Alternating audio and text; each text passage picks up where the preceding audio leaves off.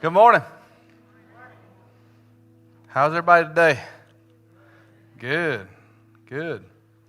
Well, thank you so much for being here today. I'm excited to have the opportunity to speak to you. I'm excited to continue in the Joseph series. I think it's been great, hasn't it? Have you enjoyed it? Good. I think it just gets better every week. I thought last week's message was probably the best. I preached last week in case you weren't here for that. That was the point. Anyway, no. We're chipping away at the story. It's been full of lessons.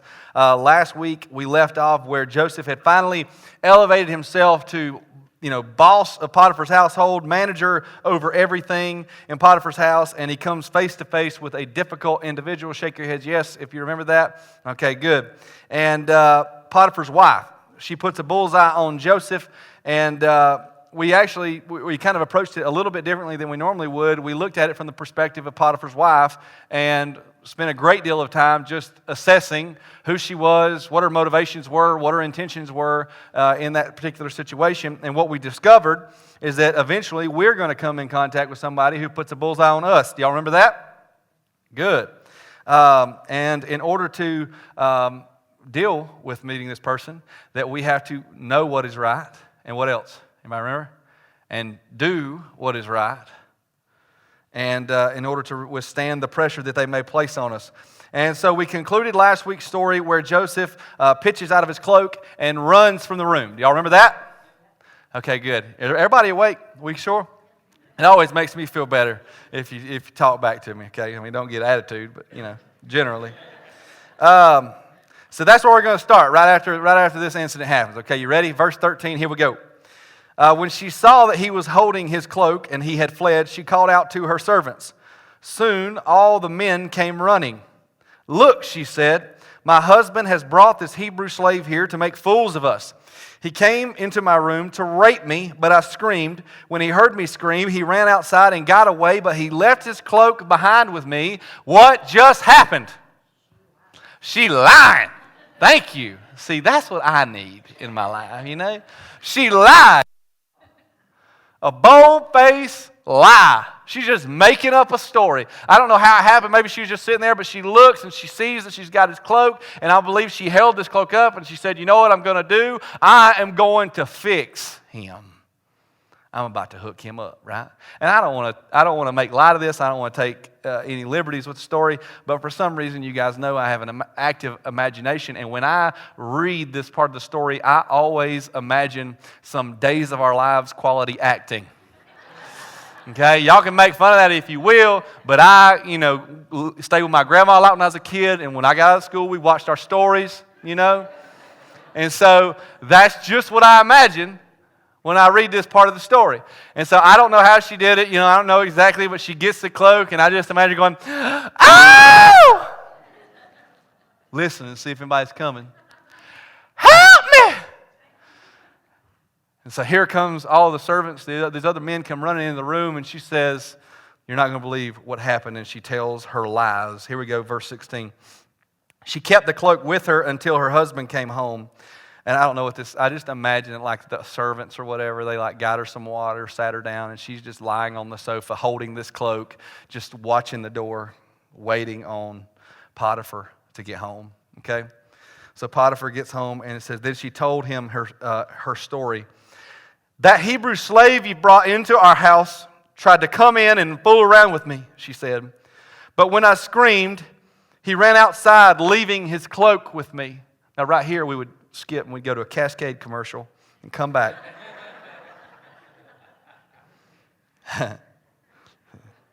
Why is it always Cascade? I don't even know. They know their audience. Lordy. Anyway, but when I screamed, he ran outside, leaving his cloak with me. Do you see what she just did? What did she do?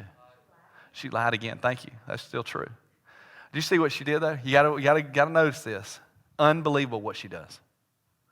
Who's she blaming? Go back and read it. She blaming Potiphar. That's exactly what she did. If you look, she said, "That Hebrew slave you've brought into our house." That's what she says. Because you know what will get somebody emotional?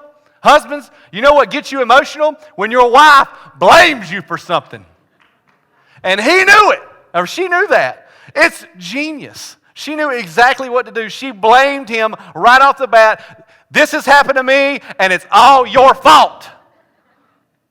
That's what she's saying. She got him emotional. Verse 19 is what it says. Excuse me. Potiphar was furious. Imagine that. He was furious when he heard his wife's story about how Joseph had treated her. And I looked at a couple of other translations of this just because I wanted to make sure I knew exactly what the words are. It said, and so it said it burned with anger. Potiphar was furious. Husbands, I got to ask a real quick question right here. If you just heard this story about your wife and you heard that this was done to her, would you be angry? Raise your hands if you would be furious, you bunch of Christians. Okay? Look, yeah, I would be upset. Really. What would you do, man? Anybody? No, there's not one man in this we're going to say it. What would you'd kill him, wouldn't you? The first Thursday, I had a guy immediately, he was like, kill him, you know? He wasn't scared at all of it.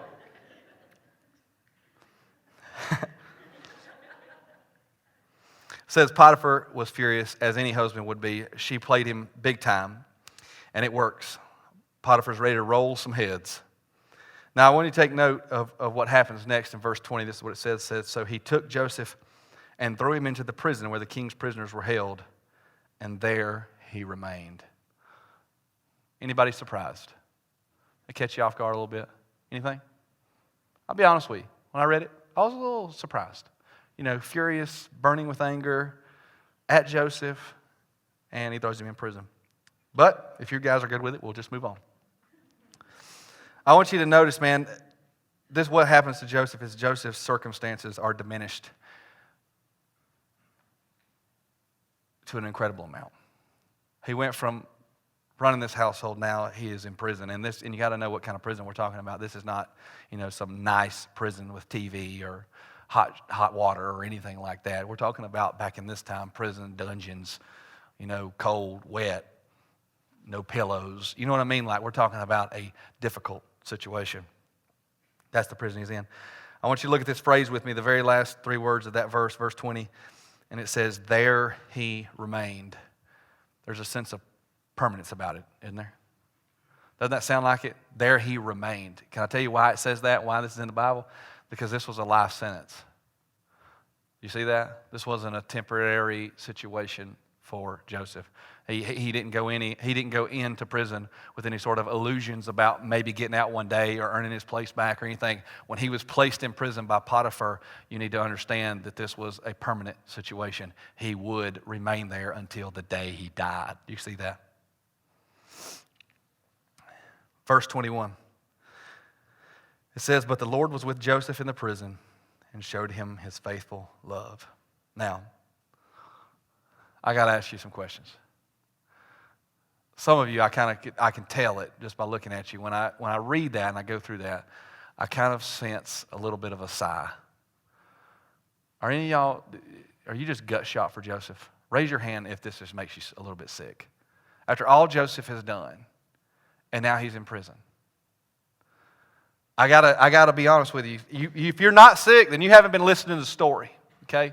Because notice, Joseph didn't say anything. There's no record of Joseph defending himself. There's no record of him calling anybody a liar. All Joseph has been is honorable, noble, trustworthy, and now he's thrown in prison. After everything that he's been through, thinking that his brothers were going to kill him, being sold into slavery, moved from his home, not seeing his family for such a long time, being sold to a master who knew who that was going to be, ends up as somebody decent. He works endlessly, earns his stripes. He's incredibly successful. God uses him. He's elevated himself to a high place in Potiphar's house, only to be harassed by somebody day in and day out for years and years and years, do the right thing, then a lie sends him to prison. Now, if that don't make you sick, then I can't help you. That should make you sick. That should make you frustrated. Through no fault of his own, a liar with a lie accused Joseph, and he was thrown into prison. Not only that, but I've always noticed this. imagine, go back and read the way Joseph spoke about Potiphar when he was talking to the wife.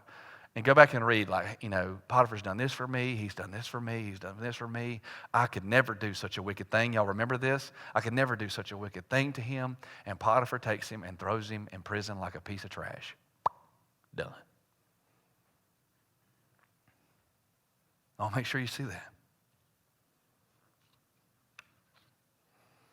If you're like me, when you get to this part of the story, you get to this part of Joseph's story, you've got to be asking the question, Tim, what in the world is going on? Because that last verse you read, it says, God was with him in the prison and showed him his faithful love. I hear that, but what in the world is going on? Why would God allow this to happen to him? You say, I know, I heard in like Sermon 3 when Ronnie talked about, it being a move to Egypt and why he needed to be in Egypt and what was going to, y'all remember that? And what was going to happen and everything else. But why prison? That doesn't make any sense. That doesn't make any sense. Why didn't God strike Potiphar's wife down? Why didn't he send an angel to Potiphar and say, yo, she lied? Why didn't he do that? This is my point this morning, and I need you to hear it. Everybody here with me? Y'all here? Prison was part of the plan. Prison was part of the plan. Some of you go, how in the world was it part of the plan? I believe that prison was part of the plan because I believe that God could see the situation that was developing. I believe God knew exactly how it was going to work. He knew the players that were involved. He knew what their tendencies were. He knew exactly what they were going to do. He saw all of the options for Joseph, and he saw one option that still fit within his plan, and that was prison. God picked prison as a destination for Joseph. And I know some of you are going, hang on a second, Tim, hang on a second. What are you saying? God, and I think I'm okay with saying this, God put Joseph in prison. And I think I'm okay with saying that because I think Joseph says something very similar later on in his life. You say, well, Tim, why would God allow that to happen? Why would God just put his stamp of approval on, okay, put the boy in prison? Why would he do that? Do you want to know why? Prison was part of the plan to preserve the promise. Prison was part of the plan to preserve the promise. All right, I got to pause for just a second. Don't forget what I just said. Prison was part of the plan to preserve the promise. All right, so you guys know Ronnie and I, we talk about everything that we teach. We talk about it most of the time, multiple times a week. We, especially our points, we love to send points to one another, things that we're seeing. And so this week, I text Ronnie. I said, hey, man, prison was part of the plan to preserve the promise. What do you think? Too many peas? He calls me back.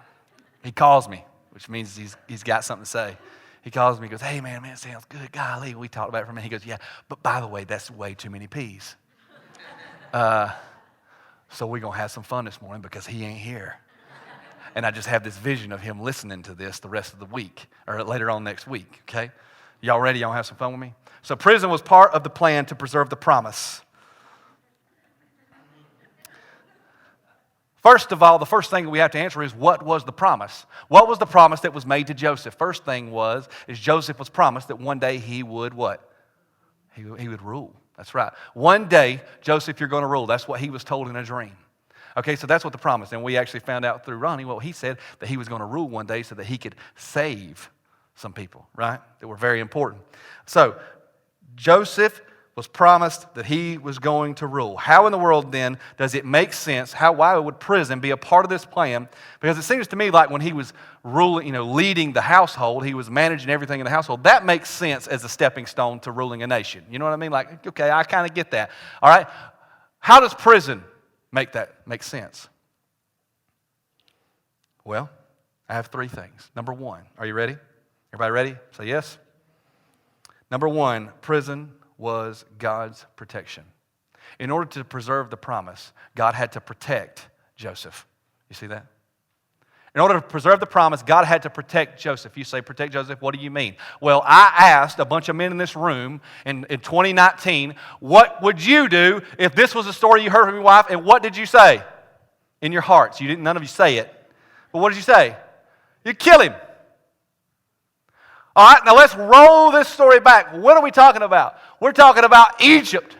We're talking about master-slave situation. Do you understand that what should have happened was Potiphar should have killed Joseph? That's what made sense. Potiphar, there didn't have to be any due process. There didn't have to be any sort of maneuvering or asking for permission to do it or anything like that. Potiphar could have heard the story. He could have turned around. He could have walked into Joseph's quarters or whatever, put a gun to his head, pulled a trigger, and nobody would have said anything. Do you understand that?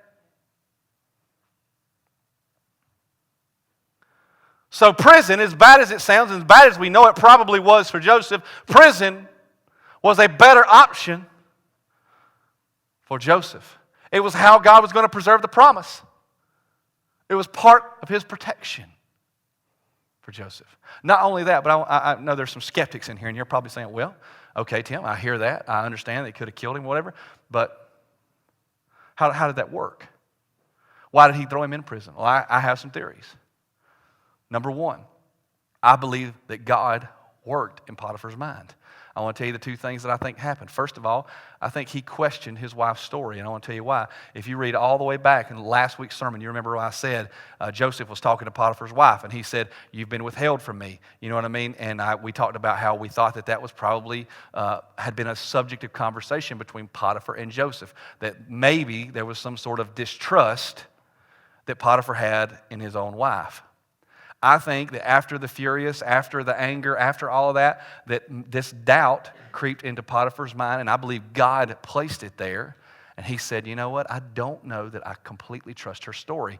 There's a second thing that I think began to happen. I believe God worked in Potiphar's mind, reminding him who Joseph was. Because what Potiphar did have was years and years and years and years of data of God working through Joseph to prove that Joseph was a trustworthy, honorable, ethical man.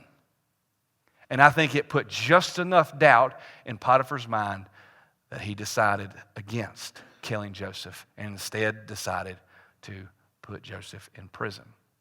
Right? Does all that make sense? I had to say a lot, and I know it was. That makes sense? I want you to see, I think there was something else that happened. I believe, well, let me say this.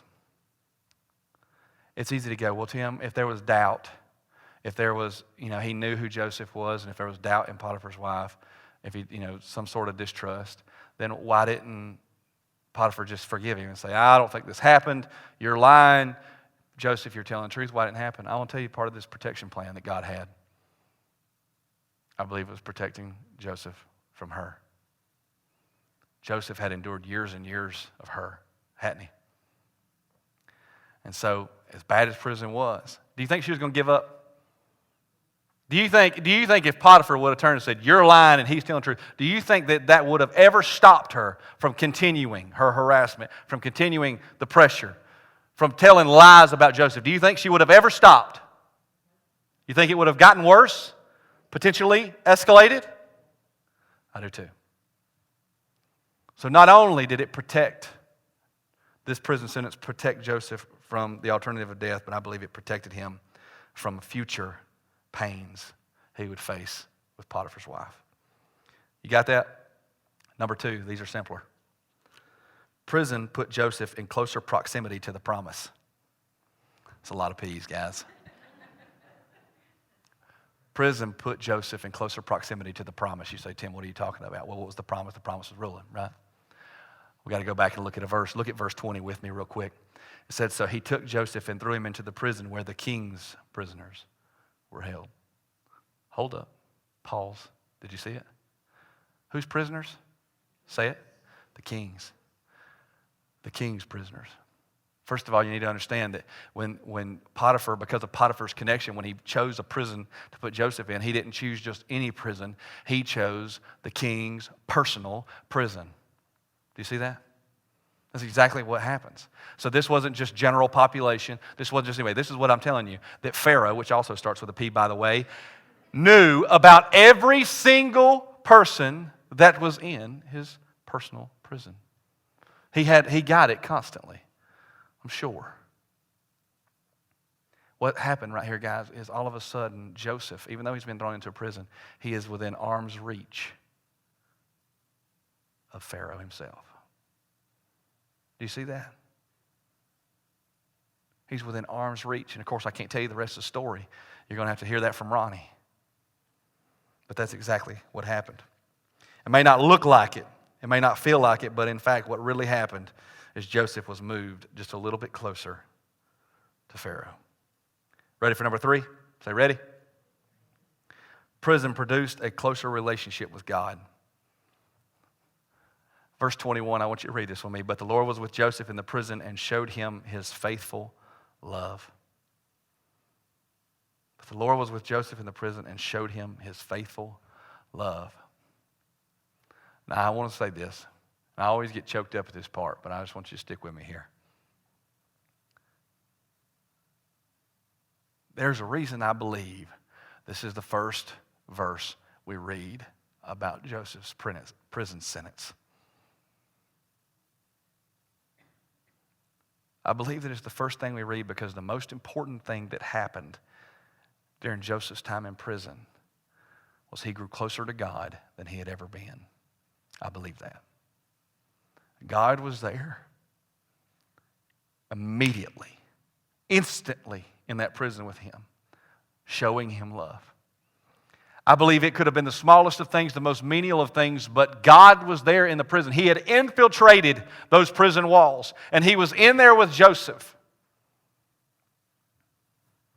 And I don't know how he did it. Maybe it was a little bit of peace this day, a little bit of understanding this day, of the smallest kindnesses that he could show Joseph in that time. But I'm telling you, one of the most important things that happened in this prison and how it preserved the promise, it was brought Joseph closer to God every day. Because that's who he had with him in the cell. I believe all of that time proved to be valuable time with God, speaking and listening, praying and begging. That's how it preserved the promise. So you got all 3 of them? I got to tell you guys something. In your life, at some point, prison may be part of the plan. I know what some of you just said. Tim, I ain't going back.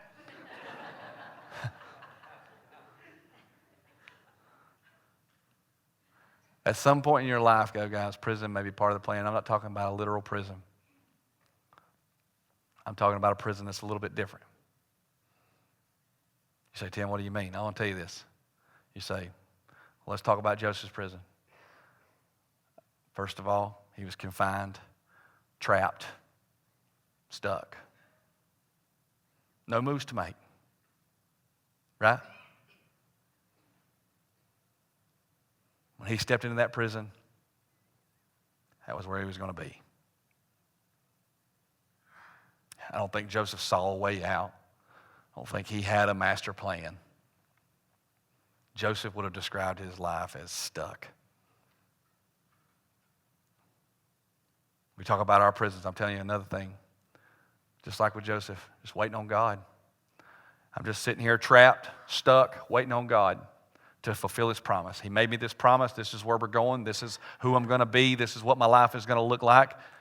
But I'm just waiting on Him to do it. I'm waiting on it to make a move that I can see that's taking me to where He wants me to be. That's the kind of prison I'm talking about. So trapped, waiting on God.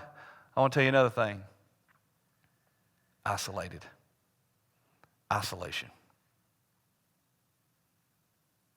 The kind of prison I'm talking about is one where you feel trapped, just waiting on God to finally fulfill His promise to you. and you feel completely alone. I've had the privilege now over the last couple of years to sit in a room with a lot of people and talk about life. And I'm telling you, I cannot tell you the number of people that I've come across that describe a period of their life or some area of their life or something that they're going through, and they describe it as a prison. And I want to tell you why. Because they feel trapped, they feel stuck. They feel like they're just waiting on God to do something, and they feel completely alone. And unfortunately, something I think you need to understand is that may be prescribed by God. He potentially allowed that to happen. He allowed it to happen to you. I don't know what it is relationally. It could be relational. It could be financially. It could be in your career. It could be just the stage of life that you're in. It could be something you're going through emotionally. It could be something like anxiety or something like that. But nevertheless, you feel completely trapped in it, waiting on God to make a move to save you from it. And you feel alone in it. I need you to know something. If God prescribed it, He did it to preserve the promise. He did it to preserve the promise He made to you. Because you may feel stuck. You may feel trapped. But I want you to know something. I believe He saved you from something. Are y'all hearing me right now? I believe He saved you from something. And I don't know what it is. I tell you, with Joseph, see, it's easy. With Joseph, it's easy. We can look back at his life. Hindsight's 20/20. We got the whole story in front of us, so we see how it all makes sense, right? We see what He saved Joseph from. In your life, I have not a clue what He saved you from. I can't look at it and so you might say, well, that's just hunky-dory thinking, Tim. Well, that's fine. But I want you to hear, I know my God, and I believe with all of my heart, if He's allowed you to step foot into a prison, it's because He was protecting you from something much worse. Do you agree with that? If He allowed you to step foot in a prison, I believe with all of my heart it's because He was protecting you for something. But I want to tell you something else. I believe that step into that prison may feel horrible. And it may look as gloomy and as horrible as I could ever imagine. But I want to tell you something. I believe with all of my heart that it's probably a step closer to the promise. You say, Tim, but I'm talking about I'm trapped. I'm stuck in this thing. I'm just waiting on God to do what you said He was going to do. That's what I'm talking about. Can I tell y'all something? Y'all remember when I was a kid, one of my favorite things to do when we go on our beach trip was I love to go out and I laid right where the waves, right before they kind of began to crash, right there. I'd lay on my belly and I just loved to kind of meander around and pick up shells. That was my favorite thing to do. And I'd find a good shell, I'd put it in my pocket. And I'd just lay there in the surf just like that. Well, every once in a while when I was a kid, I'd be doing that. And I would look up and I would be 100 yards down shore from Mom and Dad. Y'all remember this? Has everybody done this before? So I'd look and I'd be like, oh man, And I'd get up and go to the shore and walk back down in front of Mom and Dad.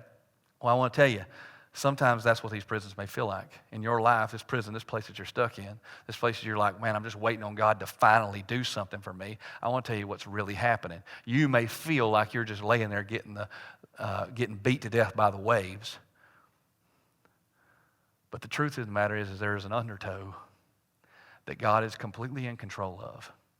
And you may not see it and you may not feel it happening, but He's moving you closer to where He needs you to be. He's moving you closer to the promise. In spite of the prison walls, in spite of the bars that you feel around you, I'm telling you, He can move you regardless. His plan will be perfect, moving you to where He needs you to be. Most of the time when I talk to people, and I have the chance to talk to people, and we start talking about their personal prison, they almost always say something about feeling alone. And I need you to know something. That could not, absolutely could not, be farther from the truth. Because I want to tell you something about God. If He's allowed you to experience a prison in your life, to feel all those feelings that I've said over and over and over because I wanted to make sure you got them. If He's allowed you to do that, I want to tell you one thing. He is there right beside you. Period. He is absolutely, positively beside you in it.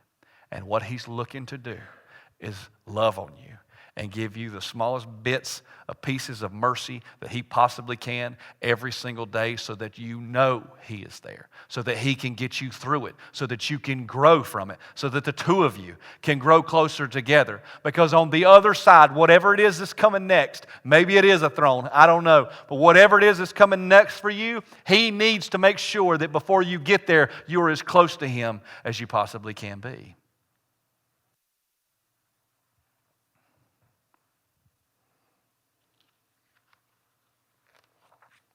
God may prescribe a prison to preserve your promise. I want to challenge you to do something this morning.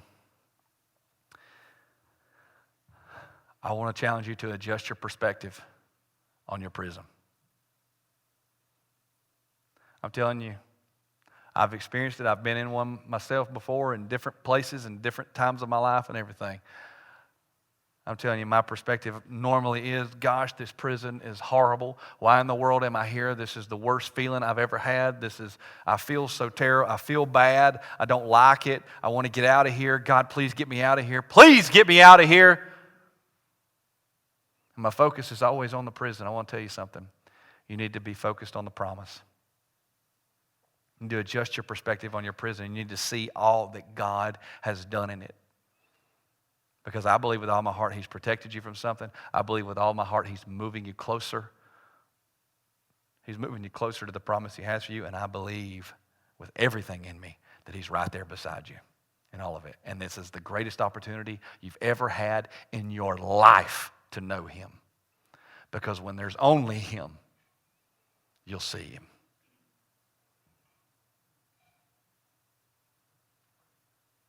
Does that make sense?